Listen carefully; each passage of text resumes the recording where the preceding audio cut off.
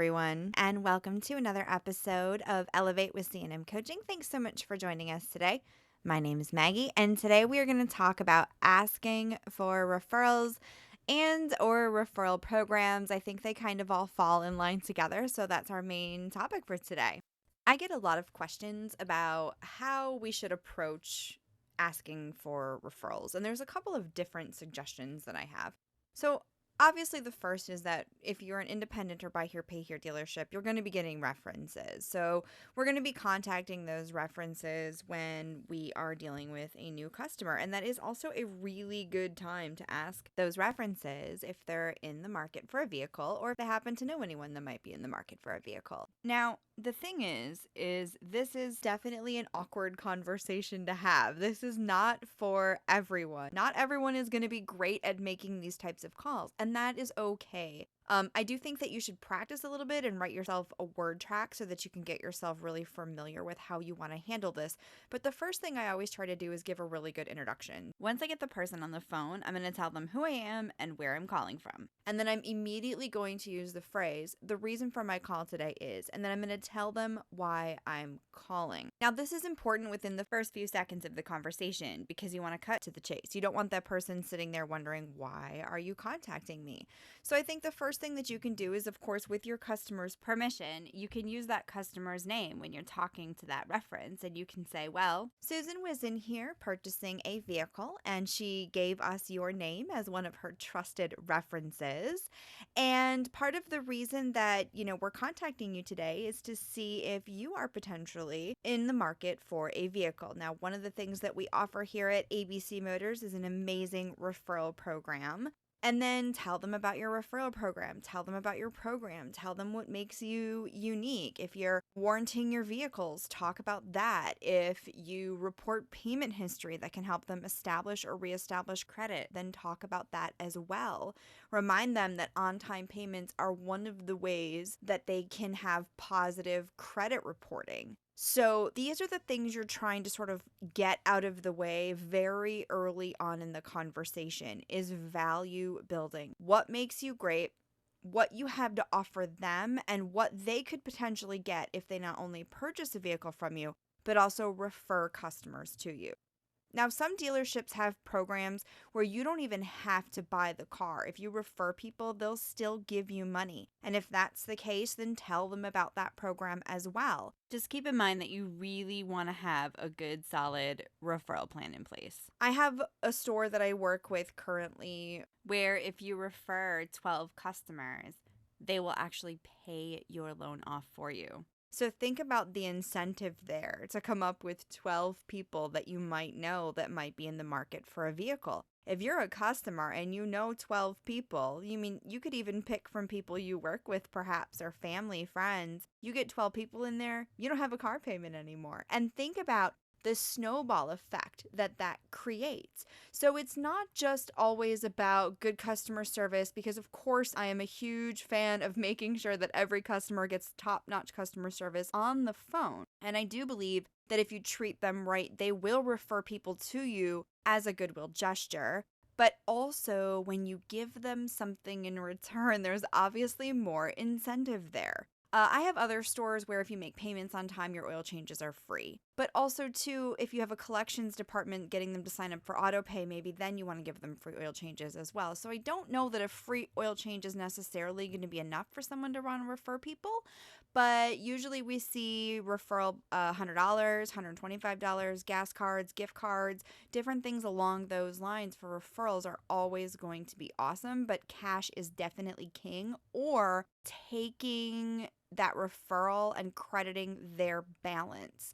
If that's something that you're able to do at your store and it's compliant for you, then that's another thing that you can offer them as well as a credit on their bill. So think about what you want your referral program to look like and then put together the best possible process so that you're getting as many referrals as you can. Now, when you have to pick up the phone and call those people, which is where we started on today's podcast, you're going to want to try to find your strongest sellers in the store to make these types of calls because, as I said before, they're not for everyone. And if you have someone that's incredibly nervous about making these types of calls, it is absolutely 100% going to come through in their voice. So making sure that you're actually training people on how to do these referral calls, making sure they're confident enough in the business and in their sales process to actually be able to make these phone calls successfully is going to be key. And then give them a word track, put everything together in line so that they know exactly what they're trying to do. Get that value statement out in your first few seconds of the call because that's going to be super important. And then if the person is interested, move into your qualifying questions. Do they have a valid driver's license? Can they prove their income? Whatever your requirements might be, go over that with your customer to make sure that everything that they've,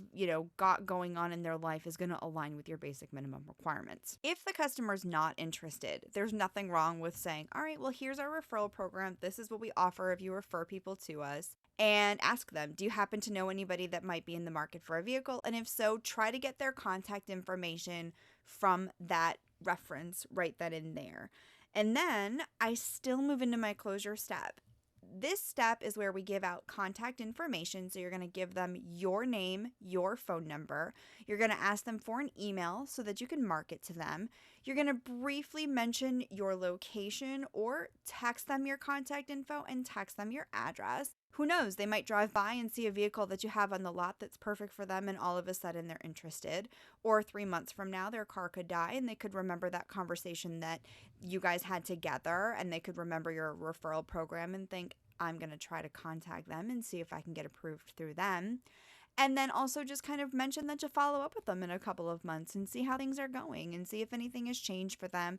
You want to be an ally for that person and you want to make sure that they know that you're here when they're ready. Another tip that I have for you regarding referrals is super easy. So if you're a salesperson and you have your own business cards, the best thing that you can do is give your customer, say, 10 business cards, and then write your customer's name on the back of those 10 business cards. And then at the end, when you're done signing paperwork and you're going to hand them their keys, go, hey, here's 10 business cards. Here is our amazing referral program. Give them all the details and say, I've written your name on the back of these 10 business cards. Hand these out, and then when your friends or family come in with these business cards, your name will be on the back and we'll know who to thank and where to send your cash. And that is another very easy way to entice your customer to want to refer people back to you. So it really is twofold. There has to be some sort of a reward.